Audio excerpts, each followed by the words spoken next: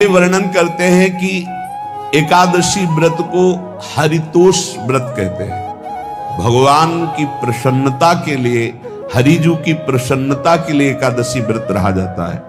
प्रायः समस्त वैष्णवजन रहते हैं।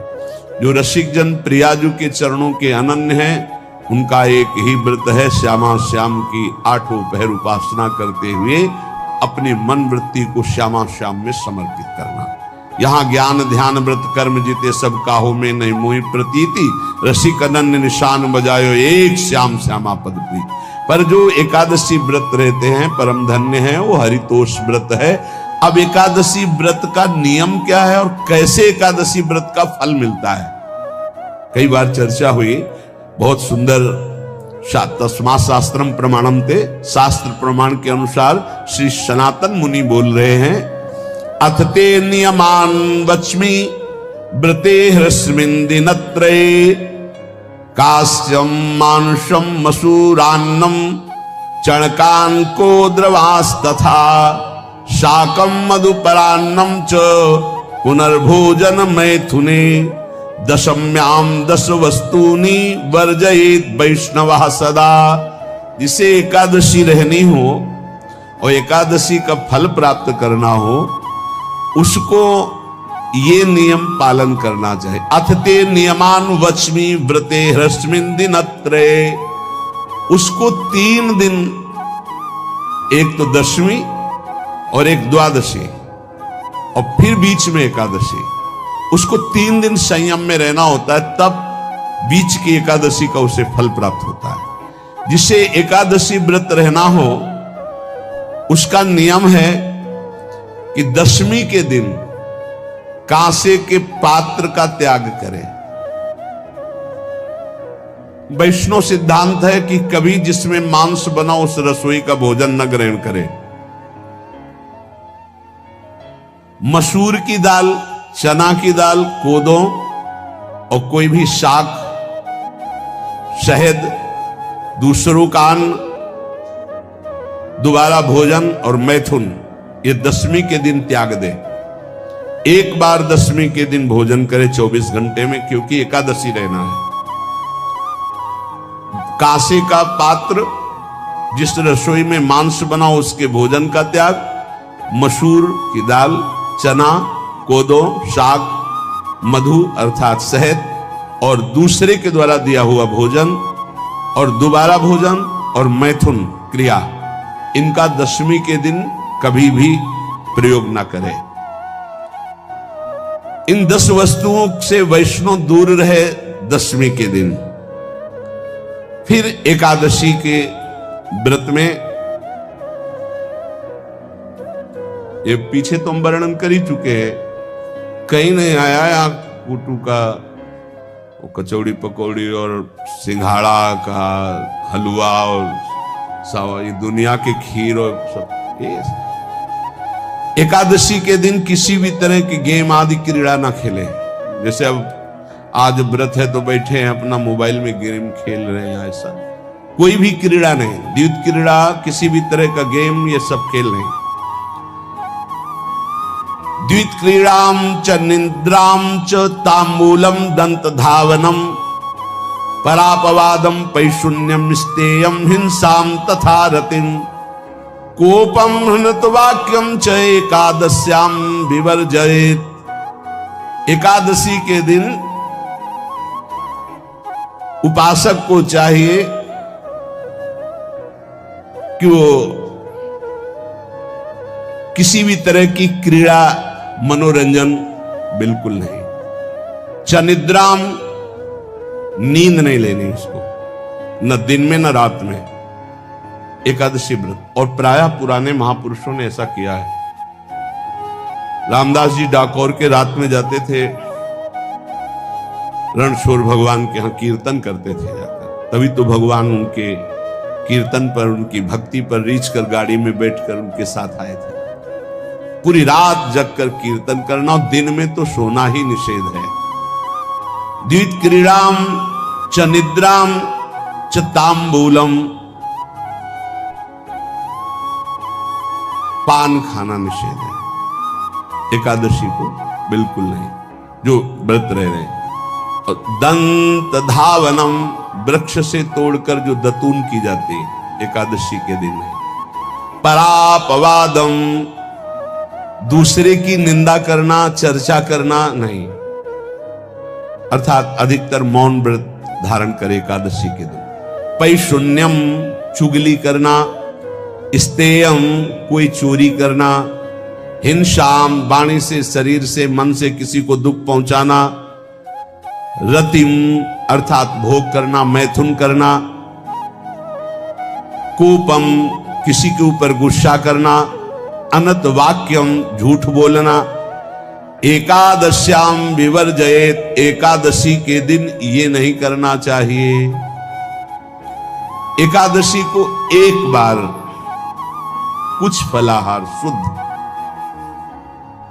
अगर आपके पास कोई व्यवस्था नहीं तो थोड़ा दूध है, जल है, ऐसे आप लेकर, या थोड़ा सा फल ले लिया, थोड़ा सा फल लेकर के प्राण पोषण, एक दिन में मर नहीं जाओगे।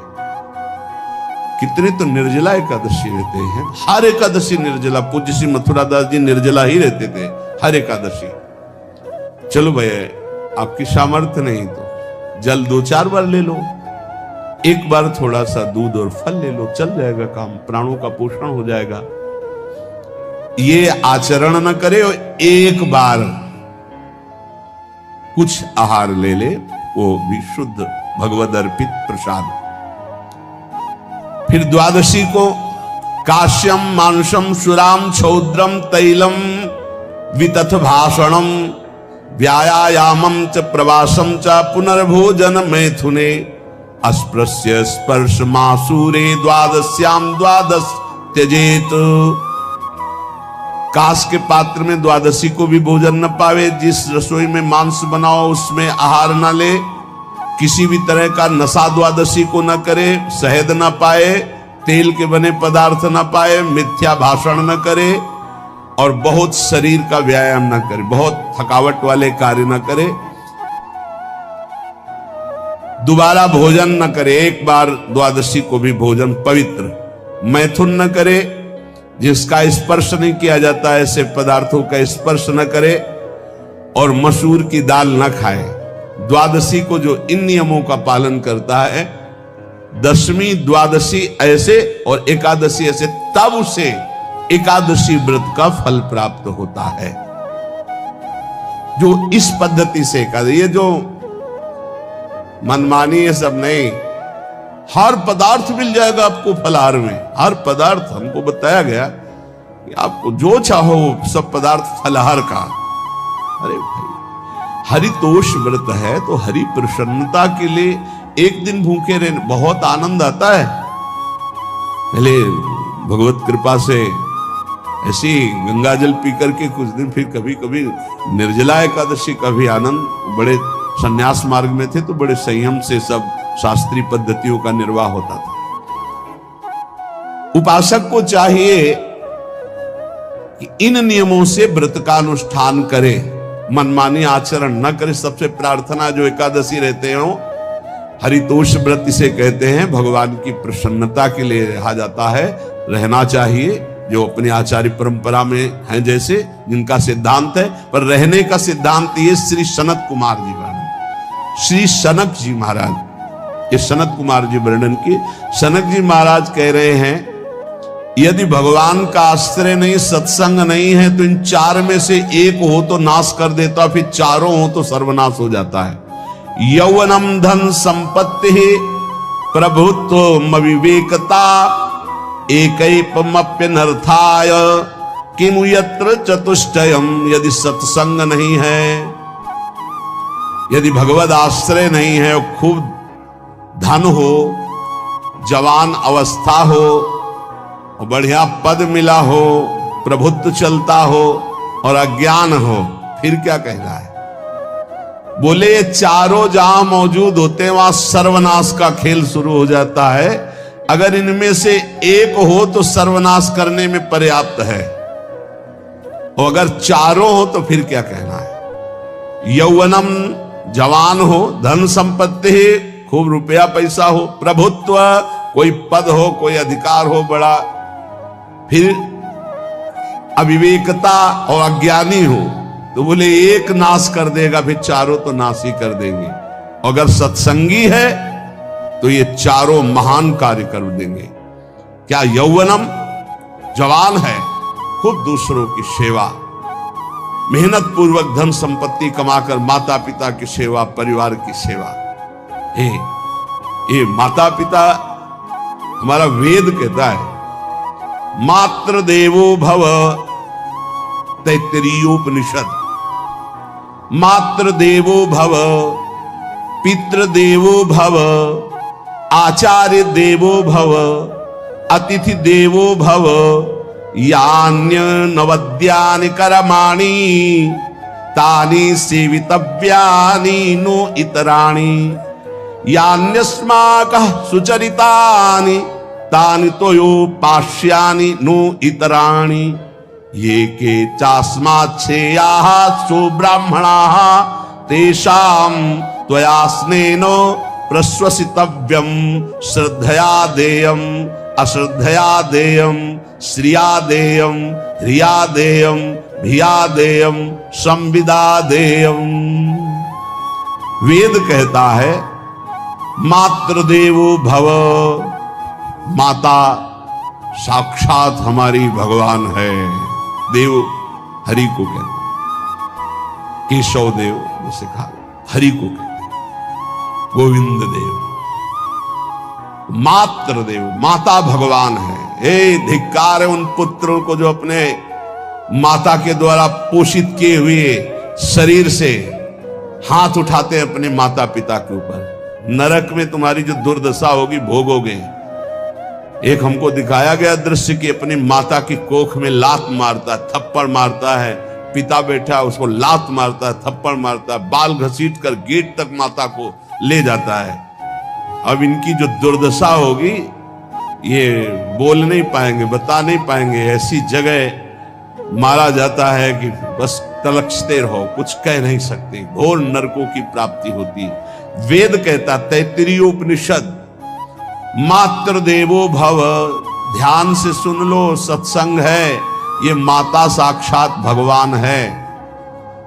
अगर तुमने मारा वाह भर करके इसके आंसू गिरे, जितने आंसुओं की बूंद से भूमि के कण भींजेंगे उतने कल्प तक नरक भोगोगे। ध्यान रखना, तुम्हारा कभी यश, कभी कीर्ति, कभी श्री, कभी हिरी, ये कभी तुम्हारे उदय नहीं हो सकती। तुम्हारा सर्वनाश हो जाएगा अगर मां पे हाथ उठाया। पितृदेवो भव, पिता साक्षात भगवान है।